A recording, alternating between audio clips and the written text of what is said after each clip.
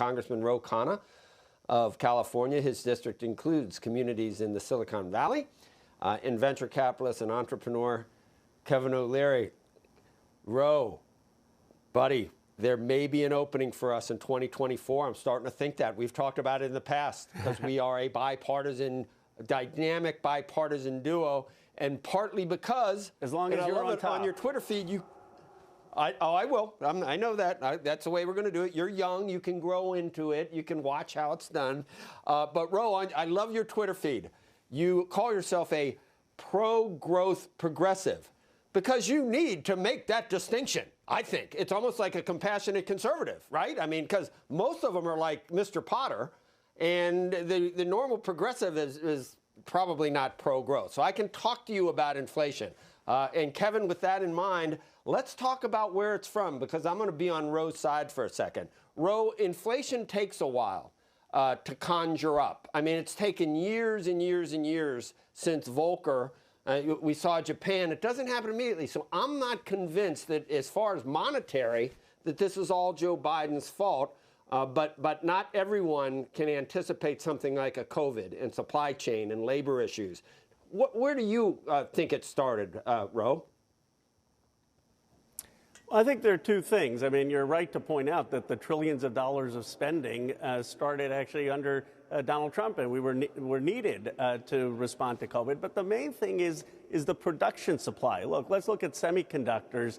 Semiconductors were too dependent on them from South Korea and Taiwan. We had to import them. The shipping isn't working. And so the question is, why aren't we talking about increasing production in this country? And we can do that. The CHIPS Act, bipartisan, pass that, get semiconductor manufacturing, figure out how can we increase production and supply manufacturing in this country to deal with some of the inflation issues.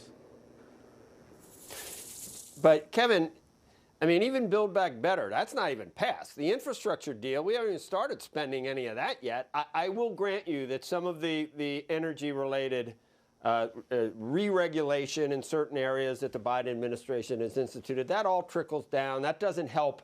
But it's tough to point to cause and effect for why we're here, other than a lot of COVID effects, which maybe you can't blame the Biden administration for. Maybe some. We don't we obviously haven't handled it like he said he would.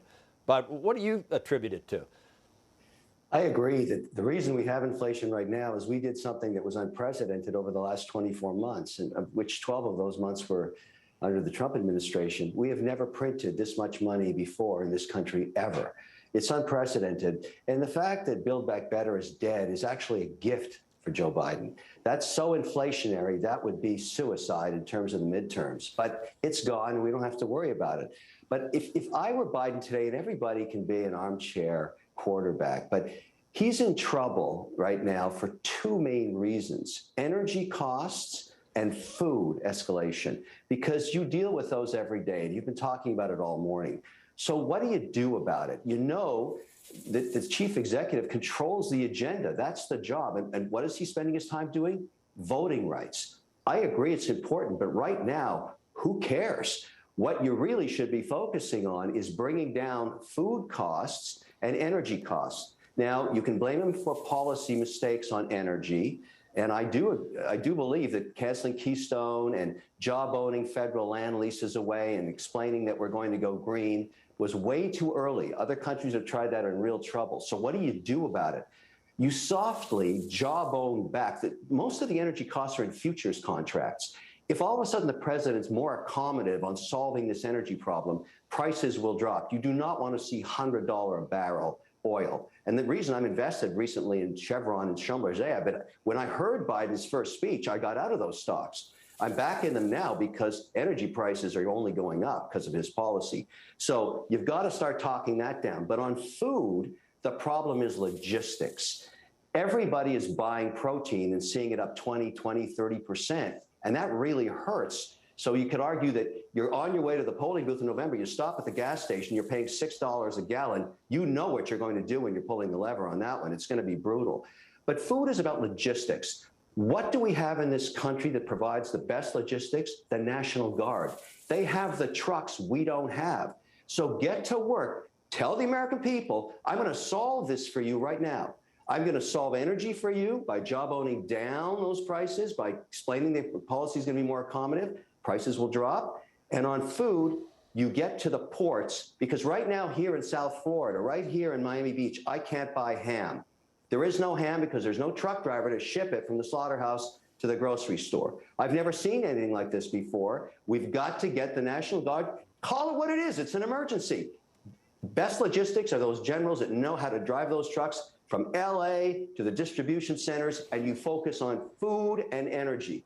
That's it right now. That's all you can control, and you try to save the midterm elections. Right now, and you talked about it earlier, Joe Biden is less popular than Trump. That's really hard to do. And his party must be really sweating bullets for November, and he's got to fix food and energy el pronto. But hey, Congressman, we still have time. I mean, this is, just in the works for us. Someone just wrote in Rojo, and I go, no, Joe Roe, it would have to be, right? But Congressman, earlier we had a discussion about some comments from a Democratic senator that Jay Powell and the Fed needs to be careful not to just help Wall Street by raising rates, but to make sure you don't hurt Main Street by raising rates and taking the punch bowl away and maybe ending QE. And that, to me, sounded like that makes no sense. It's almost the opposite, because assets get marked up when you're at zero and rich people do well, and it engenders inflation.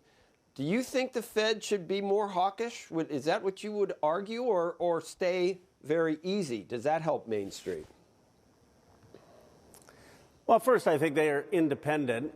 But second, I think that they probably bought these mortgages too long. And a lot of the problem of the expansion of quantitative easing was Fed policy. And I don't understand why they continued the mortgage buying. Now they're tapering that off. But I certainly think that they have to balance with the interest rates and not causing a recession or not hurting the working class. But we can't just say continue to expand the money supply. Let me just make 2 points where I agree with Kevin and where I disagree. I agree with him. Let's mobilize the National Guard on food production and distribution. Look, in 1938, we had 3,500 planes in this country. FDR said, I want 50,000. People laughed at him. In 2 years, we had 60,000 planes. When this country wants to mobilize, we can. We ought to be mobilizing on production, whether that's on logistic distribution, whether it's on manufacturing, whether it's on semiconductors. Where I disagree with him is on Build Back Better. There are certain provisions. If something is fully paid for, then you don't have to have the Treasury bonds bought from the Fed. And even Larry Summers says then that doesn't create an inflationary agenda. So if you fully pay for certain things in Build Back Better, that can help. Particularly, it can help on drug costs. Let's lower drug costs by having Medicare negotiate, and let's have electric vehicles, which will, in part, if we build that infrastructure, lower demand. The final point on oil, look, when oil was 20, 30 bucks a barrel, the oil companies weren't building. That's why prices have gone up. This wasn't a Joe Biden problem. 2-3 years ago, they weren't increasing the oil supply because they didn't want to do that at 20 bucks a barrel. So you can't blame Biden's policies. Maybe his policies will have an impact 2 or 3 years out, but it's not the cause for the high price at the pump today. We have you guys on together a lot, Kevin. You can't answer. I'm sorry. We've got to go. But you're great together. You take it on the road. We will see both of you again soon. Kevin O'Leary, we see you all the time, obviously. You're everywhere. And Ro Khanna, I think pro-growth progressive, that might be what we run on, because pro-growth progressive is such a novel concept. I think that maybe that will be our third party. That's the ticket we run on, because it's so different than what we're used to. Good? Common ground. Believe in markets and believe everyone has a shot. Excellent. I agree. I agree totally, and we always come together when we talk. Thank you both. Bye.